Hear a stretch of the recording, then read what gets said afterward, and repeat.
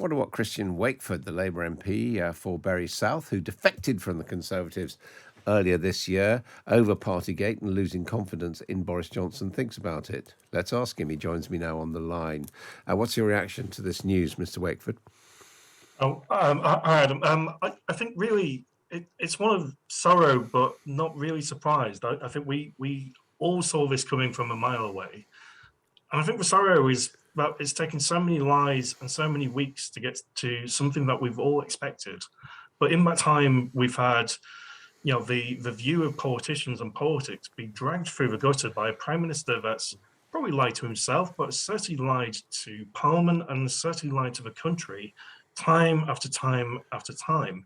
But ultimately, we've got to the solution now. Well, the conundrum where a lawmaker is a lawbreaker. And that's not something that I'm comfortable with. I'm sure the Conservative Party aren't comfortable with. And ultimately, the rest of the country cannot be comfortable with. It's a matter of respect and trust. But I'm sorry, there just isn't any left there anymore. I mean, obviously, it is important for you as a lawmaker and someone who was being asked to serve Boris Johnson. But, COVID is still here, but we're not panicking about it to the same extent anymore. Many people were, pretty fed up by some of the aspects of the lockdown. So does this really matter? Is it really a serious matter that should lead to the fall of a prime minister?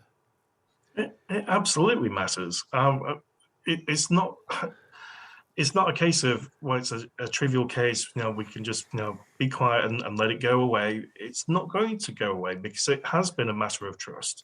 But ultimately, when, I think the majority of the country can point to either a case themselves or someone they know personally who has either gone through a big life moment with births of grandchildren and children, not being able to share that with family, or deaths. We even saw the Queen having to sit on her own at Prince Philip's funeral because she knew what the rules were and she followed them. To have a prime minister and a chancellor who not only knew what the rules were, but stood in front of a TV camera every day of the week to tell us what the rules were and how important they were, to choose to completely ignore them is, quite frankly, it's disgusting. It should be thoroughly ashamed of themselves and do a decent thing. And the prime minister should be resigning today and taking his chancellor with him. I think it's fair to say that those of us who've known Boris Johnson for decades as a journalist are not exactly surprised by this turn of events. When you stood as a Conservative at the last election and were elected, did you have a very different view of Mr. Johnson?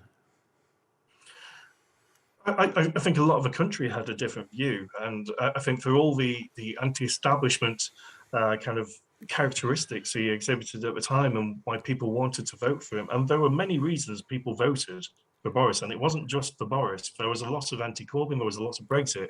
It's much more complicated than just people voted for Boris. But I think for all the reasons people voted for him, perhaps the reasons that show he's not actually fit to be the prime minister and hold the number one office in this country. He's shown time and time again that, when it comes to the issues that people really care about, he's not there. We only need to look at the cost of living crisis. And there was a prime example a couple of weeks ago where the chancellor could have gone a long way to addressing it, and they chose not to. So I think it does come down to respect. It does come down to trust, and that's lacking from a prime minister. And I think that's going both ways now. So when he's going to go across the globe speaking to world leaders and NATO about what's going on in Ukraine, how are they going to be able to take him seriously when the public back home are unable to as well? You've taken a stand on this and staked your political career really on it. What are your constituents saying to you about this today, or indeed previously when you made this decision to move across to Labour?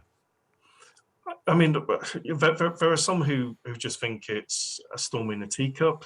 I would respectfully disagree with them. I think there are many people who, like I said, have gone through their own term. I mean, I've had a personal friend who had to go through chemotherapy after chemotherapy session and radiotherapy all on her own because she wasn't allowed to take her family in with her to comfort her. But we all have stories like this. So I think, when it comes to the general public, to my constituents, I've seen my inbox just today, and they want it to be brought to account. They want to know what Parliament's going to do, what the Conservative Party are going to do, and ultimately what I'm going to do to speak out strongly against this. I hope I am doing. But I think what we've seen is disgusting actions and trying to get away with it. And it just goes back to that concept of one rule for them and one rule for everyone else. I'm sorry, but we followed the rules. We needed a prime minister who did the same and led by example, and we didn't have that. What about Rishi Sunak? I mean, he clearly has only been involved in one party. Do you feel a bit sorry for him? Well, we know he's only been involved in one party so far. I think there are further questions to be asked. How many fines are going to be issued to the Prime Minister? How many fines are going to be issued to Rishi Sunak? There are, a lot more of these investigations that are still ongoing. So it could well be that numerous fines are issued.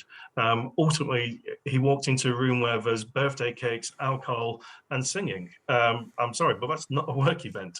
He should have known better. He shouldn't have had anything to do with it. So I don't feel sorry for him, no. And just finally, you're a parliamentarian. Liberal Democrats are calling for Parliament to be recalled following these fines. What's your view? I think we all need to come together to remove Boris Johnson from his office. He's not going to do a decent thing and do it, of his own volition. He's going to need to be dragged out at number 10, kicking and screaming. So if it's a case of recalling Parliament to do that, then I would fully back that. Mr. Wakeford, thank you very much indeed for joining us.